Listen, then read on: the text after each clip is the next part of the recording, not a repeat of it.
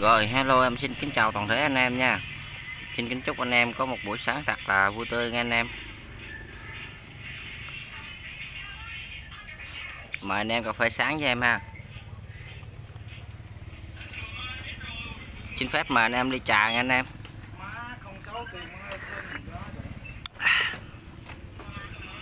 Cái con này hôm bữa em lên rồi, bữa nay em xì ba ra cho anh em ha. Bữa nay cà phê sáng em giao lưu với anh em con này ha. Cốt đồng ha anh em. Em mới xì ba ha. Con này hôm bữa anh em có xem clip rồi thì anh em cũng biết giá ha. Em báo con này hôm bữa là 900 á. Cho một con đít bằng 592.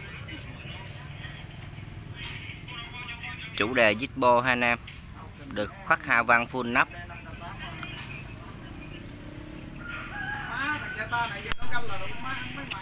Âm hay bánh bén.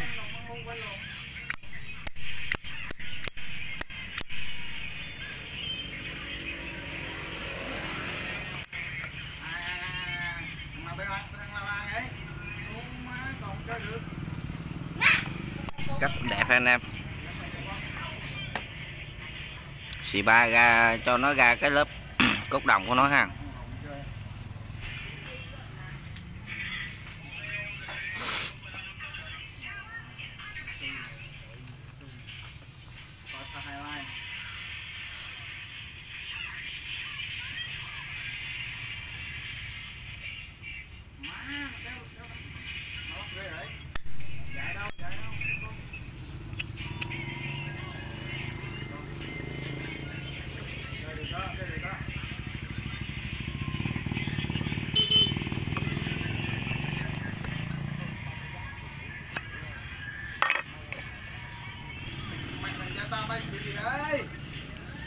Ruột 592 trùng luôn nha anh em.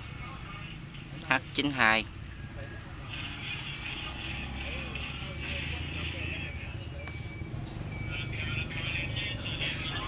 Đây là Y92 ha anh em.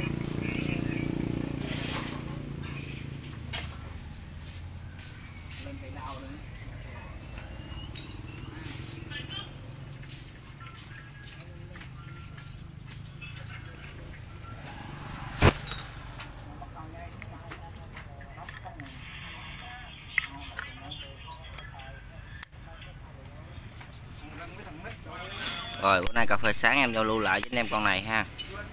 Mới xì ba ra anh em. Em vẫn bán giá cũ ha. Công xì ba ra cũng 50.000, 30.000 anh em. Mà thôi em lấy anh em giá cũ dặn 900 nha anh em.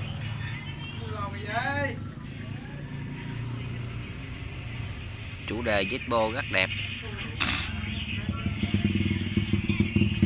Rồi em xin chân thành cảm ơn anh em nha. Anh em nào có chốt được thì chụp hình gửi qua Zalo giúp em ha.